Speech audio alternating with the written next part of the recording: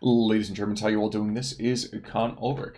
It is Ringru, low, low, low. And folks, today give me some monthly tournament coverage. We're on today on Haroshaje, and who do we have here today, sir? On left-hand side in the blue, we have YKOmamori playing 17% with a Maverick income. Right-hand side in red, we have Cadre Fireblade at Liszek playing 2nd Infantry, also with a Maverick income. So it's going to be kind of interesting today to see the 2nd Infantry match up over here against the 17th SS. Now, I promised I wasn't going to bring it up. I'm not going to break that promise, but we have, my favorite type of troops over here on the blue side. Now, yes, I'm going to make the same comment you made to me many times. They're pretty good, and actually I will say the other thing that you mentioned to me at another point, it's not the Germans had a whole lot they could pick from back in 1944. So, with that in mind, I will acknowledge the disheartened troops, and we're going to move on. Yeah, don't worry, they're probably not going to last that long. Exactly. But, M8, a nice little M8 opening, come up the middle over here, trying to give you some nice kind of recon to the center, which kind of makes a lot of sense. Very kind of minimalistic breakout to the north, which, again, makes sense. You have that saddle, which people don't get super aggressive over. That usually tends to be something a little bit later on here. But down the south, are we shaping up for a second push down from east to west here, do you think? Yeah, it does seem to be the case down south. Usually don't see people do this sort of push position because it is a bit exposed, a bit far. But when you have SS Legionaries who've learned the power of Molotov cocktails and CQC fights and Berettas, you can't really exploit too much. You can capture that one flag, dig down, and just hope for the best.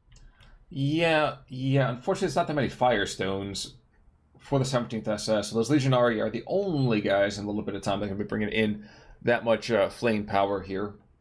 But I'm actually kind of fascinated to see if the Rangers are going to... Yep, they're always going to unload and start working in that direction. Interesting. Okay. Yeah, I think if he brings up the Rangers at the same time the flamethrowers and move them all in one big blob, he should be able to beat out the Legionaries, but I think he might, engage them one by one, which will be fatal. Very fatal. That's at that point the human Zippos are going to go up. And let's be fair, I mean, the Rangers are good, but to me, the Rangers, I think, are better because of the Thompsons and the Grease gun as opposed to the Flamethrower. Yeah, they're pretty much just like a CERN pioneer. And the SS Legionnaires are honestly built a bit different, just due to the fanatical trait as well. They just will not die. I've seen them almost beating out their one Ranger squad, but fortunately his buddies are coming in to back him up. That's true, but the engineers in the meantime are going to come in as well. They're going to start fragging out, I'm sure. They're taking a lot of firepower in the meantime. Quick thing back to the middle. M8 has supported a push. They are just absolutely shellacking the northern part of the town. Flamethrowers and Rangers and engineers and leaders kind of all coalescing together to make a, megazord over here of death and pain. Yeah, damn, that's actually a really cool way how he's hooked around the northern part of the town. You usually see people just go right down the middle. But by going around, he's actually getting a lot of this rear line stuff, by surprise. And those M8s are pretty damn decent. Yes, they can't bloody kill tanks unless it's King Tiger to the side, but they can deal with the 222s and 231s effectively, and also has a 50 cal for decent infantry fire support.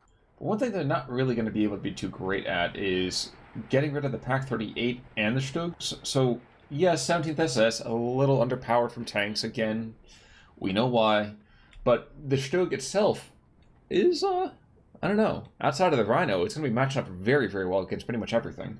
Yeah, it's a very good tank for this map. And honestly, 17th SS does have that armor advantage because it's a bit more open. And they do have those dreaded Jagdpanzers, which will pretty much be not super heavy, but heavy tanks to deal with for Liszek, as so 76 mils gonna have a bit of a hard time. Rang, the Stug is not a tank, it's an assault gun. That's tank. I was really gonna say tank destroyer. It's like, god damn it. I will not commit that cardinal sin right there.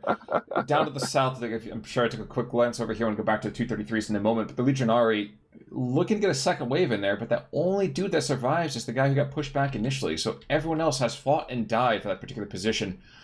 The 233s in the center are trying really hard to be aggressive against that Sherman, but they really can't take a hit. Yeah, and it's a very good position in how Fireblade is placing his tanks in the northern part of his town, because he's using, what's it called, like the buildings to cover line of sight, and then he's kind of got a pretty good angle of attack just down the road, and as you've seen, he's picking off his infantry and guns run by one as they move up. That's true, though at the same time, the Pak-38s are going to match up pretty well. Oh no, okay. No. He might get one last shot off before he goes down. Let's see. And all of the Stuart coming in as well. It's just very effective use of tanks in general, just as long as they don't get blapped by the Stug. It's really going to come down to that Stug, hitting not above its rate, but getting lots of kills. Indeed. So M10 coming on in, Ranger Marauders coming on in. The 60 mil has been active, but not I think life-changing in this case. No. Just a few shots here, and yeah. And it's also going to be pretty interesting with the whole Stug dynamic, because once again, 2nd Infantry, not a whole lot of bazookas. So YK can be a little bit more aggressive with his Stugs, especially on an open map like this, because there's not a whole lot which can at super long range blast him. That's true. Actually, the thing I was kind of looking more towards was bringing up one of the SDKF said 71s and just use that as the quad mounted as infantry suppression and not so much anti-air, because the 2nd Infantry, you can go heavier-ish, but at the same time, I feel like most 2nd Infantry doesn't go heavy in the air. Yeah, as we're seeing here, all he took is 2 cards of P-47s. I think it's just so much, you just want to get that infantry and artillery spam. It usually just avoid getting the air spam. And honestly, if you get a few P-47s and you're not dumb, they usually don't die. Usually. That was a fun word, usually. Yeah, usually. It's optimally, they don't get blown up until the opponent brings in 7 flak 88s and it looks like a flak tower from the ground. True. Legionary down below all have fallen. And the M10, like I said before, is in the middle. There's an awful lot of light vehicles in here, too. Yeah, it seems this is going to come into the, classic Haroshaje play of an absolute meat grinder over this town. Currently, Liszek does have a pretty good positional advantage, just thanks to getting that northern part of the town and really digging in with all his infantry. But we are seeing Ryke is investing a lot of armor. He's got the 2-3 all-overs, he got the Stugs, and he's bringing a whole heap of meat shields, Volkdeutsche, to push on up. I'd like to point out the fact I did not say that. You said that. I did. I appreciate that. At the same They're time, good meat shields. They got machine guns. That's true. Unfortunately, one meat shield that did not get in the way of that Stug, so the M10 takes down its first kill over here. And he still might run afoul. Not the 231s, but 233s might have something to say about it. But no, that Stug kill is definitely pretty good. It's given Liszek like a decent chance to start getting some more kills, and there he goes. You get a second Stug. It's going to be a bloody snowball effect in regards to Ryke's armor advantage in this town. And if that goes down, his infantry's going to have a hard time against all the American armor. Well, I think that's what he got the Pak-38s for. So he doesn't get a lot of them. I know right now he's just basically trying to hold on just one more minute over here. But the Pak-38, I think, would be enough to at least contain any potential outbreak. 233 takes down the M10, so nice pickup there. Oh, off-map as well, being brought in from Liszek. And considering just how bunched up Ryke's forces are, this could be enough to clear him out of the town. Yeah, certainly could rupture the entire town for now. That said, 2 flags, yeah, that would push him into a -2. That actually would be a very, very good opportunity. Also saw some big booms happen elsewhere over on... Oh, the IG-33 is engaging. Okay. Oh, yeah. It's a very... I don't want to say sneaky position, but you kind of forget just how long range a 150mm cannon is. Yeah, it's a nice little thing. You don't really pay attention to it until half your squad's going to meet bullet base. 203. Okay, so positioning of this barrage. How do you feel about that? I like it. Okay. I was just, yeah, I was thinking that myself. I'm kind of wondering if with the M10 going down over here, M4A3 and the M4A1, there really isn't that much terrifying still in that position. So I'm wondering if this is more of a deterrent barrage. Yeah, I think he can probably rush up a few half tracks, and he can potentially hit that position from 2 angles once the off map does drop. It'd be curious to see how aggressive he is going to be, or whether he's gonna, tenderize the position a bit more before going in for the kill. I think tenderizing is probably a good idea, though, at the same time. If nothing else, you want some suppression, so that way when your basics roll on in, it's basic enough for them to handle it. So, definitely see the wisdom here. Pack 38, though, not to be outdone, is, what is he, yeah, cheese. Damn. So a lot of the second Indian head armor actually is dead already. Yeah, it's been an absolute bloodbath to be a tank in a town, which, honestly, not that surprising here. It seems YK does have a Stunk 4 brought up, and in a very clutch, timing, knocking out at Sherman. Teresa's going to buy him some very valuable time, as now Liszek is just going to have to rely on infantry to continue his push. So there's really not a whole lot here to stop him.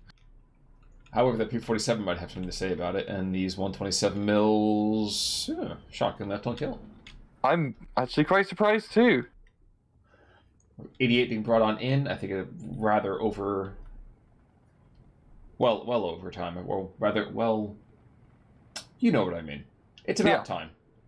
I did see a P-47 up north at the same time, too. That's a 23. That's the bombs as opposed to the rockets. In any case, Deutsche making this bit of a small push back towards the town. They're going to be pinned down quite a bit in the open, but the Pack 38 over here, I imagine, is probably going to want to say hello to that Stewart first, but very soon afterwards to that half-track. Indeed. But this town is just becoming like an absolute bloodbath, which isn't all that surprising. I mean, Raikei's been pushed out, but his advantage is now the battle's becoming a bit more of a longer range affair rather than close range, which benefits Stug 4s. Honestly, I think for Raikei, Edin's current predicament, probably be a good idea for him to try to make a push in the northern side of the map. Because this is B phase, he's got the Maverick income, he can afford to make a risky play up north, even if it fails, just to try to draw some attention away from the town, because he's not going to be able to do that come C phase. That's true. Actually, one thing I'd like to see from him is JU-88, because looking from the American side, he's either got the Bofors or he's got the M3 MGMC. And you haven't seen the MGMC, which is usually what you tend to see in that central position as infantry support, so you pretty much can assume that if there's anything at all, it's a single anti-air. So I think that's rife for a nice kind of ground attack, kind of carpet bomb. Maybe I'm overthinking, though. I know I have God vision, and maybe I'm overthinking. But I feel like JU-88 would be a perfect time for that right about here. Yeah, it's honestly pretty cheap, and just being able to carpet bomb the town to knock out annoying infantry is really what he needs. He doesn't have any off maps, so yeah, It's going to come down to the neighbor workers to do the digging out. I also really do like how Fireblade, I'm just going to go Fireblade, I really do like Tau. It's got a lot of good attack beacons on the position, and using that to do, I'm going to guess, eventual counter battery, does he? Oh, he's bringing in a long tom. Actually, he's multiple long toms. No, just one? Just one. Yeah, just one so far. Honestly, all you really need is one. Maybe two if you're wanting to get really long. And you can make the longest tom if you stick them together. That's certainly got a potential over here. The second barrage coming down now. The first one I thought was completely, not complete whiff, a moderate whiff in terms of the concentration. This one, though, I'm not sure you could ask for much better. No, yeah, it's getting some very good hits on the tanks. Probably nothing to, as you see, get a kill, but stressing them out for the time being. These seem to be much more defensive barrages more than anything to slow down YKOmamori's push. And it's working because Fireblade is getting that 59 advantage, which is pretty big at this stage in the match. True, but let's not kid ourselves. If we're looking at the way that the decks are made, we might see Volksdeutsche galore over here in C, and there's more troops of Volksdeutsche than there are almost half what Fireblade's entire infantry sections were. So we get to C phase. There's no fresh American infantry. That's it. That's true. Yeah, I think he has that one C phase card of riflemen, but they're like vetted. Winchester. Yeah, and also in the tank department as well. I do believe YK does have better long-term availability and just better long-range capabilities. So if it does end up coming down to a grind fest, and YK doesn't bleed too heavily, he does have a chance come the slow dredging of C phase of 80 points a minute. Well, right now you're seeing a desperate attempt of bringing all these M1919s to kind of hold the southern edge of the town, to get kind of ignore any kind of open field push, which makes perfect sense. In that long time, this is the priority. I want to know exactly how I can get rid of that one spot, and I'm thinking Nebelwerfer might be the way to go.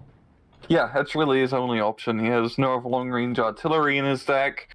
If you want it gone, you're going to have to Nebelwerfer and pray to Obercommander or Escort, whatever they are, probably Odin or something, to guide your rockets through. That's only playing the Viking division, but I agree with you. Yeah. They got some funny symbols in their Viking ships. Bluetooth. That's a deep cut. I'm not sure. No, I get it. I appreciate that. So M5 in the meantime, try to engage that Jagdpanther 4. So Hetz gonna heads, but Jagdpanther over here could still be pierced quite simply. Yeah, honestly, that long range at Jagdpanther is pretty fine. I believe even with the the APCR equivalent for the 76 mils, it's not going to work out well at the longer ranges. So as we're seeing, this is becoming, like I said, a long-range brawl, or more of a snipe fest. And Raike is slowly grinding down Fireblade.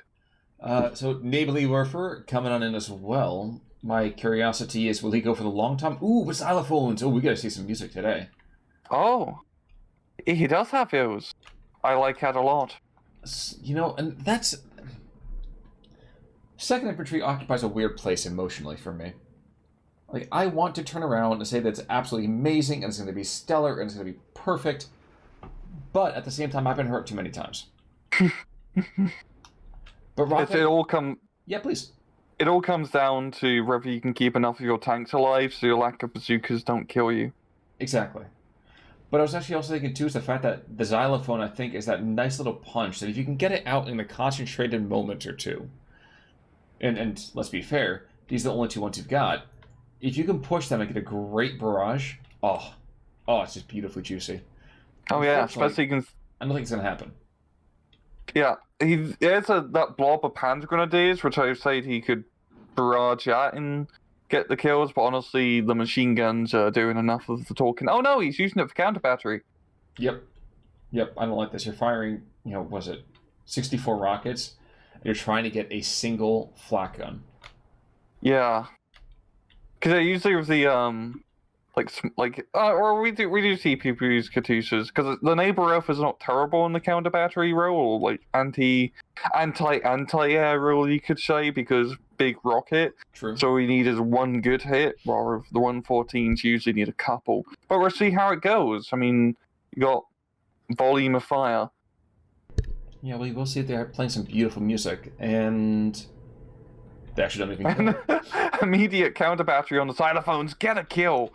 Yeah, I don't know how you even saw them. It's like the framing on that was deliciously perfect. Yeah, it was. Both long toms on the field too. So if the long toms get picked off, if the xylophones get picked off, I think we have a ball game. Ooh, and I love this too. Nebelwerfer immediately, he comes in, he fires it, and he's immediately off. Smart move, especially if the long toms on the field. You cannot be keeping your static real line assets static. P-47's coming in, doing their darndest to do some gun runs here and there, bombing away as much as hard as they can. Ju-88 bombs away. Okay, yep. So that's going to hit the northern town. That's going to hurt pretty bad. Skadoosh. Okay, well, not bad. I expected even more than that, but that's still pretty good. That throws on the first layer of Fortress this towna. And, yeah. Yeah, it's still just coming down to an absolute grind fest in the middle. I mean, Fireblade has invested a lot in that real-line support equipment, which is this is the perfect time to do it. B-phase, you have all the big juicy money. Now it's going to come down to Ravi's long toms and, well, Xylophone can pay itself off. Because even though Fireblade does have a decent amount of units on the front line, he doesn't have a whole lot of anti-tank to deal with all these Stugs and Jagdpanzers. Now, we are going to see a more, not conservative, but a more front-focused Nibelwerfer barrage. And the long toms are looking at the wrong area for that. Nibelwerfer is looking to take out the M5 and maybe put some fire to infantry here or there? No. No, I definitely like that call in, because right now, if he wants to make his push happen in the town, anti-tank needs to go. He makes the anti-tank go, his assault guns can finish off the job. Well, the other thing, too, is if he takes these Ranger Marauders, I think he's in a great spot. Mm-hmm. Still, yeah, sneaky. There's still the occasional M5, there's still the occasional Sherman, but like we've been saying the entire match, it isn't the Shermans that are going to be numbering that many here. Yeah. Not saying they're an extinct species yet, but they're pretty darn endangered. Yeah, Third Armor took all of them. Greedy bastards. It's freaking Patton. What were you expecting? But P-Gruns, in the meantime, also engaging with the late rifles, who apparently decided that they were so late they couldn't stop to pick up their bazookas. Mm-hmm. And you can see one of them right now huddling out in that church, and he's getting rather holy, as we're just in front of us watching.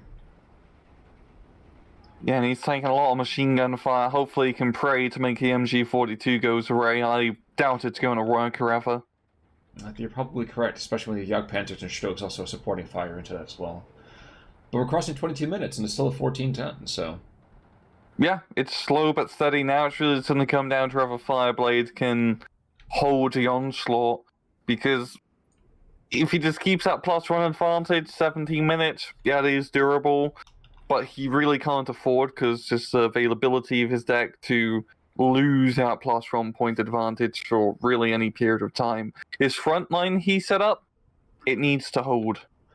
And another 12 rockets coming the other direction to have that stop happening. Now, will they do a whole lot? Meh. They might take out this anti-tank gun. They're going to cause a little bit of stress. But at the end of the day, no fresh kills, which is quite important. And fantastic micro on the neighbor Earth has immediately moving them right taking with the supply munitions truck. And that's going to make him effectively uncounter-batteryable. That's not even a word. I made it up.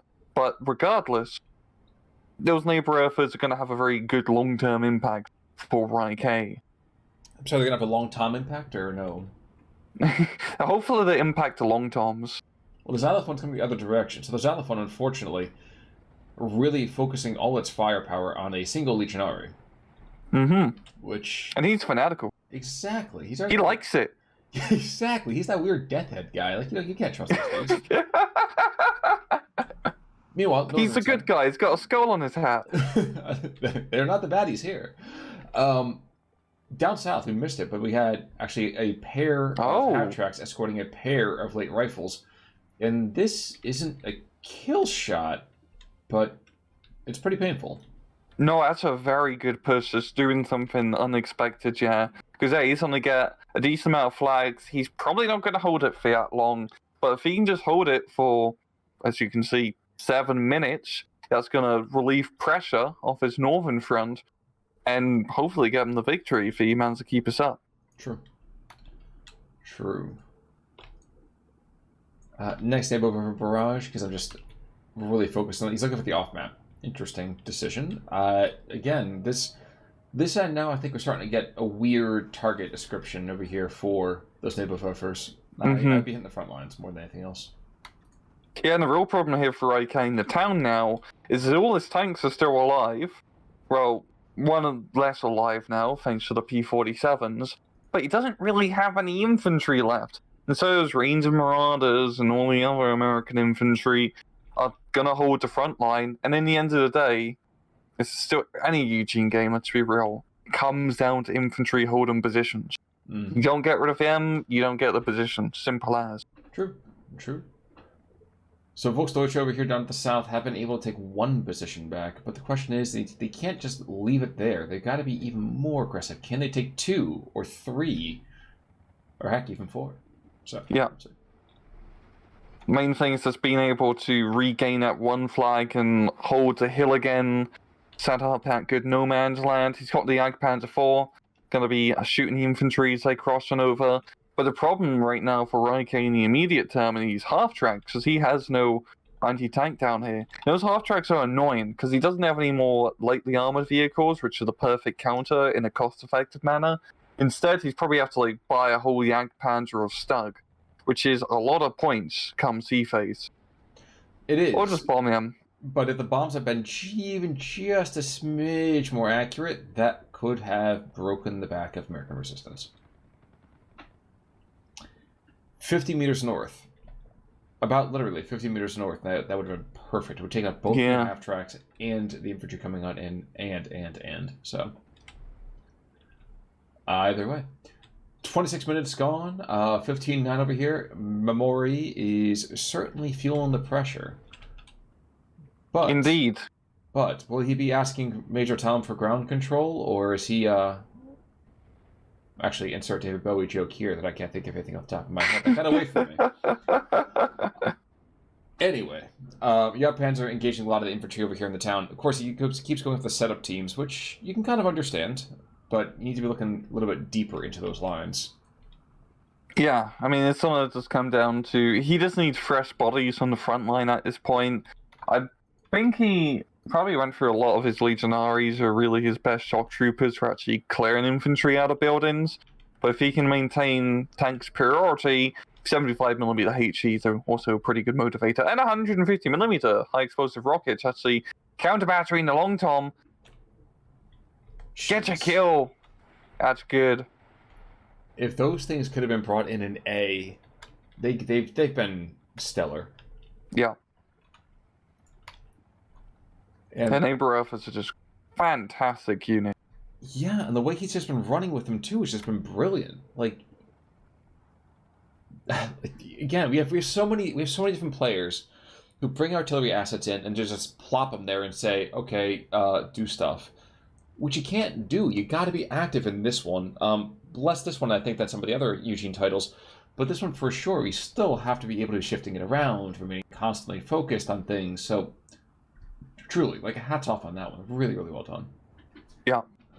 Also, hats off to Fireblade for really just being a pain in the ass down south. He's actually doing a lot of push here. And this is the problem. Ryke doesn't have a whole lot of effective CQC stuff here, which is cost-effective to deal with his push. He's got the 2-3-3, which makes you like surprised he still has one up. But Fireblade, he can just kind of dig in around his forest and town position. He doesn't need to even get that extra flag. He just needs to make it a pain in the ass to dig him out, because even at his +1, 7 minutes, which is very durable. That's true, but the front lines are starting to get a little thin-ish over here in the southern town. Yes, his second liner is good, it's still pretty solid, but now there's a lot of material engaged in the M1919. Yes, the Volksdeutsche over here, but M1919 is going to go down. The Jagdpanzer should be able to engage at Sherman pretty soon. And things are going to get worse and worse for the Americans if they're not careful. Yeah, he does have a few Shermans in the rear line. It's really... Ryke does need to make a blitz for the road. If he can capture the 2 flags along the central position, that will bring it back to an even Stevens. And then potentially he can push on through and get the 3rd flag in the town. Here's the issue, though. This P-47 run, I think, means absolutely everything. Yeah. Rip. Now, nothing in the southern town. Even if this P-47 goes down, which is a very good chance it should, between basically, there it goes, the flak reeling and otherwise, there's still no immediate weapon system to take care of that Sherman, who can just pound anything within 300 meters coming into the town. Yeah, and the Shermans in defense, as we saw early in the match, is putting him in a good angle to only force close-range firefights. Stugs and Jagdpanzers aren't great aggressive units, especially against a tank coverage. You might be surprised by this fact. But did you know the Sherman had stabilizers? I heard a thought about that, but I thought they were just talking about a recliner. I mean, being American, I thought it was more of like a lazy boy thing. It's like the tank commander just has a lazy boy inside. Oh, But it's like a absolutely. really big one, so everyone else is extremely inconvenienced about this dude having the lazy boy in his tank. It's like, fucking hell, Dude, lazy boy. that's my headcanon about why they always drove with the hatches open. The lazy boy didn't get good for like aeration otherwise. Somebody did a nice little doozy on one of the seats, and they had to air the place out. Mhm. Rhino though is actually on the front lines, and this is, like I said, should be able to be decently well against a stroke. Can't pen and can get penned still, but one after the other. It's 2 minutes and 30 seconds. If he can maintain that town control for just a bit longer, just a bit. Ju-88 coming in, bombing the bejesus out of that Sherman, drops wide. Very wide. Yeah. Yeah, I think Fireblade is going to have this in the bag. Just YK does not have the momentum in the center to capture those two flags quickly, and even then it's way too much of a knife's edge. And then just looking down south, it is Doug on in. I really do like he's hooking around at Rhino down south. Yeah, the southern side it's collapsed. Now, it's not interesting per se, but kind of curious that I'm pretty sure Mamori had to been given 5 more minutes, or, let's call it 8 more squads of Legionaries. I think you could have ruptured the middle. But I truly, truly do think that disheartened troops kind of in the middle, that's not what you want to be depending on over here in C phase. I think it's also the southern push as well just diverted a crap ton of resources. I mean, we're seeing time and again, Raike has thrown troops down south to stomp his American advance, and they all die. Mm-hmm. They shoot back. It's kind of rude. It's extremely rude, but what can you expect? I mean, those Americans, just no sense of manners. Imagine them shooting officers, just having these masses of men having it out. So uncivilized. Yeah, we're meant to take turns when firing. Cough. And don't shoot the officers, come on. No, just shoot them first. Said every enlisted man ever. Naval Buffers not going to be enough to turn the tide on this one, unfortunately. They go down almost ignominiously. One by one by one by one. And I think that will be just about it here. We have the victory barrage of the mortars. Stovepipes, surprising enough, not been super instrumental to this. And one of the stewards, of course, has to celebrate the end of this match by going down. And I think that's pretty much all she wrote. Yeah. Being his own little fireworks display here. Which is kind of funny because the last few seconds, again, like this is one of those moments, had them another 5 minutes, I think this match is completely the other direction. Maybe. I think Raike just lost so much momentum in like those last 10 minutes or so. Like, it's a southern push. If the southern push didn't happen, I would say yes. True. But pretty close in KD. Yeah, exactly. So, looking at this really overall, what do we see? We see, of course, Navalese doing their darndest over here. And really, push comes to shove, this is exactly what we expected. Yeah, really, both sides, KD, nothing really that interesting. Everyone did their part. So, at the end of the day, it sounded like it was going to be a standard match. It could have been a standard match. And at the end of the day, it kind of was a standard match. Yeah. Don't go to Haroshaje. It's a meat grinder all the time, every time. Unless you actually need meat ground. At that point, have fun. But until then. Any final thoughts there, sir? No. Well, folks, in that case then, until next time, this is Conor Ulrich. I'm Rangru. Take it easy.